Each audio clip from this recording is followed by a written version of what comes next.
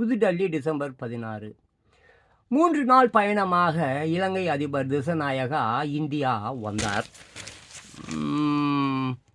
பிரதமர் மோடி உள்ளிட்ட தலைவர்களை சந்தித்து பேசுகிறார். டெல்லி வந்த இலங்கை அதிபர் திசாநாயகாவை மத்திய மந்திரி எல் முருகன் வரவேற்ற காட்சி.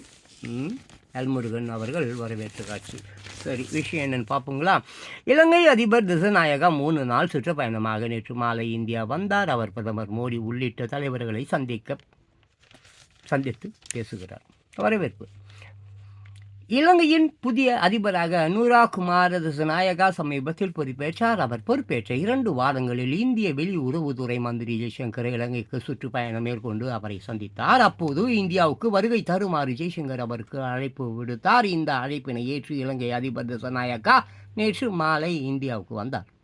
அதிபரான பிறகு அவர் வரும் முதல் பயணம் என்பதால் இது முக்கியத்துவம் வாய்ந்ததாக கருதப்படுகிறது. அவரை டெல்லி விமான நிலையத்தில் மத்திய தகவல் ஒலிபரப்பு மற்றும் நாடாளுமன்ற விவகாரங்கள் துறை இணை மந்திரி எல் முருகன் வரவேற்றார். மோடியை சந்திக்கிறார். இலங்கை அதிபர் 3 நாள் பயணமாக இந்தியாவுக்கு வருகை புரிந்துள்ளார். அவர் ஜனாதிபதி திரௌபதி முர்மு மற்றும் பிரதமர் மோடி உள்ளிட்ட முக்கிய தலைவர்களை சந்திக்க இருக்கிறார். இவரது இந்திய பயணம் பன்முக மற்றும் பரஸ்பர நன்மை பயக்கும் வகையில் இருதரப்பு உறவுகளை மேலும் வலுப்படுத்தும் என எதிர்பார்ப்பதாக இந்திய வெளியுறவு அமைச்சகம் ஏற்கனவே தெரிவித்து இருந்தது.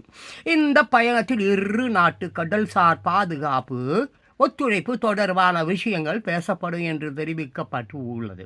மீனவர்கள் தொடர்பான பேச்சுவார்த்தையும் இடம்பெறும் என்று எதிர்பார்க்கப்படுகிறது. புத்த கயா செல்கிறார். இந்த பயணத்தின் போது இலங்கை அதிபர் திசாநாயகா புத்தர் பிறந்த இடமான புத்த கயாவுக்கும் செல்ல திட்டமிட்டு இருப்பதாக டெல்லி வட்டாரங்கள் தெரிவித்தன.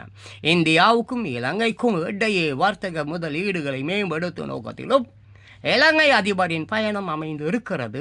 இதனை முன்னிட்டு அவர் டெல்லியில் நடைபெறும் வர்த்தக நிகழ்வு ஒன்றில் கலந்து கொள்வார் எனவும் தெரிகிறது.